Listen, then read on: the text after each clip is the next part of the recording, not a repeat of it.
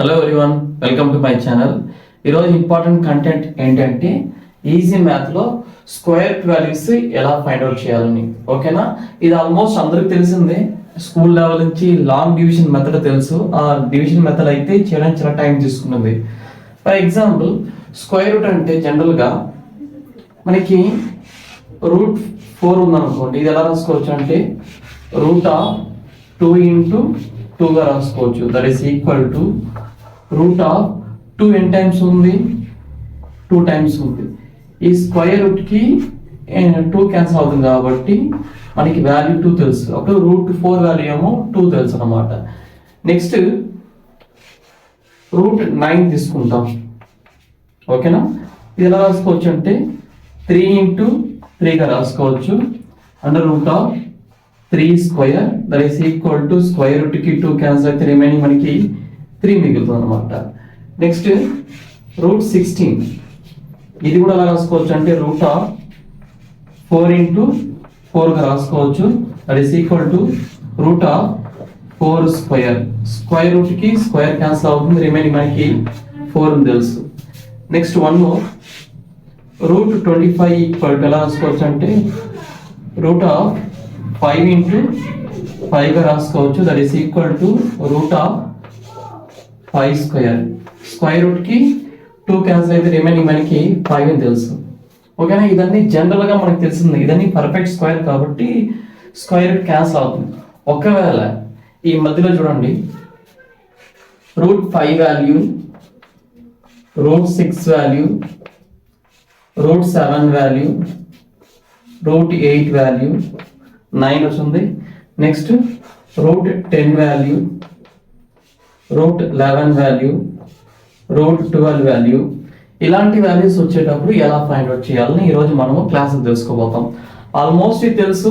ఈ long division method ఒకటి ఉంది, లాంగ్ డివిజన్ మెథడ్. ఓకేనా, ఇది లాంగ్ డివిజన్ మెథడ్ కాబట్టి టైం ఎక్కువ తీసుకుంటుంది. మనం తీసుకునే మెథడ్స్ ఎలా ఉంటుందంటే నాట్ ఎగ్జాక్ట్లీ చెప్పలేము, బట్ నియర్లీ ఈక్వల్ వస్తుంది అన్నమాట. నియర్లీ ఈక్వల్ గా వచ్చే పాసిబుల్ ఉంది. ఆ టెక్నిక్స్ ఏంటిని ఈరోజు మనం డిస్కస్ చేద్దాం. ఎందుకంటే ప్రతి కాంపిటేటివ్ ఎగ్జామ్స్ లో ఈ స్క్వేర్ రూట్ వాల్యూస్ కనుక్కోవడం చాలా చాలా ఇంపార్టెంట్ అన్నమాట. దానికోసం ఈరోజు మనము ఈ స్క్వేర్ రూట్స్ వాల్యూస్ మనం ఈరోజు కనుక్కోపోతున్నాం. ఓకేనా, నెక్స్ట్ ఈ వాల్యూస్ ఒక్కొక్క వాల్యూస్ గా తీసుకొని మనము స్క్వేర్ రూట్ వాల్యూస్ ని ఫైండ్ అవుట్ చేద్దాం. ఓకేనా, next for example route 5 value తీసుకుంటాం. రూట్ 5 వాల్యూ మనం కనుక్కోవాలంటే లాంగ్ డివిజన్ మెథడ్స్ ఉంటుంది, బట్ ఆ మెథడ్స్ అంతా మనం చేయట్లేదు. జస్ట్ షార్ట్ కట్ ఏముంది, ఈ వేదిక్ మ్యాథమెటిక్స్ టెక్నిక్ ని ఈ రోజు మనం యూజ్ చేయబోతాం. ఓకేనా, డిఫరెంట్ టెక్నిక్స్ ఉంది. ఈ రోజు మనం చూడబోయేది ఒక టెక్నిక్ అన్నమాట. జనరల్ గా ఈ రూట్ 5 కు ముందు అంటే 5 కి ముందు పర్ఫెక్ట్ స్క్వేర్ రూట్ వచ్చేది ఏంటంటే మనకి రూట్ 4 అన్నమాట. ఓకేనా, ఇది మనకి తెలుసు, వాల్యూ అంతా 2 తెలుసు.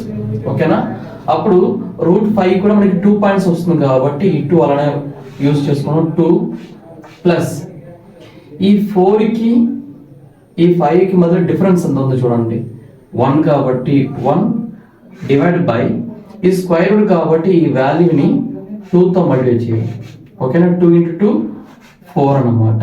అప్పుడు మనకి ఈ వాల్యూ 2 అలానే వస్తుంది. ప్లస్ 1/4 మనం డివిజన్ చేస్తే మనకి 0.25 వస్తుంది అన్నమాట. అప్పుడు ఆన్సర్ ఎంత అంటే మనకి 2.25. బట్ ఎగ్జాక్ట్ గా మనం ఈక్వల్ చెప్పాము, నియర్లీ ఈక్వల్ చెప్పొచ్చు అనమాట. ఓకేనా, నియర్లీ ఈక్వల్ కూడా చెప్పచ్చు. Next root 6. ఓకేనా, దీని ముందు ఉండే పర్ఫెక్ట్ స్క్వేర్ ఏదో వస్తుందంటే సేమ్ 4 కాబట్టి వాల్యూస్ 2 ప్లస్ డిఫరెన్స్ అంతా. ఓకేనా, 4 కి 6 కి మధ్యలో డిఫరెన్స్ ఎంత ఉందంటే 2 ఉంది. డివైడ్ బై ఈ నంబర్ ని 2 తో మల్టిప్లై చేయడం. 2 into 2 4. 2 plus 1/2 that is equal to 2 plus ఇది 0.5 కాబట్టి నియర్లీ ఈక్వల్ టు 2.5 వస్తుంది అన్నమాట. ఓకేనా, నెక్స్ట్ రూట్ 7. ఇది కూడా సేమ్, దీని పర్ఫెక్ట్ స్క్వేర్ వచ్చేది మాత్రం మనకి 4 కాబట్టి 2 ప్లస్ డిఫరెన్స్ చూద్దాం. 4 కి 7 మధ్యలో డిఫరెన్స్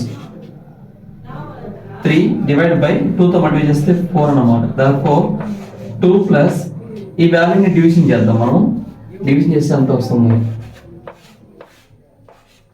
పాయింట్ పెట్టి 0 పెట్టుకుంటాం. 30లో నియర్లీ ఎంత ఉంటుంది, 7 టైమ్స్ 28 రిమైనింగ్ 2 ఆల్రెడీ పాయింట్ పెట్టాం 25 అన్నమాట. అప్పుడు 0.75 it is equal to 2.75 answer. ఓకేనా? బట్ ఆల్మోస్ట్ దగ్గరనే ఆన్సర్స్ ఉంటుంది. మనం ఇప్పుడైతే సింగిల్ డిజిట్ తీసుకుంటాం. నెక్స్ట్ 2 డిజిట్స్ వచ్చేది నెక్స్ట్ చెక్ చేద్దాం. ఓకేనా? నెక్స్ట్ 2 డిజిట్స్ అన్నమాట. నెక్స్ట్ మనము 2 డిజిట్ చూద్దాం. ఓకేనా? రూట్ 18 తీసుకుంటాం. రూట్ 18 అయితే పర్ఫెక్ట్ స్క్వేర్ కాదు కాబట్టి మనకి డెసిమల్ వస్తుంది. పాయింట్స్ లో ఎలా కనుక్కోవాలి, దీనికి ముందు ఉండేది పర్ఫెక్ట్ స్క్వేర్ ఏది వస్తుంది అంటే రూట్ 16 అంటే వాల్యూస్ మనకి తెలుసు 4 అన్నమాట. ఓకేనా? సేమ్ ఇది కూడా 4 పాయింట్స్ లో వస్తుంది.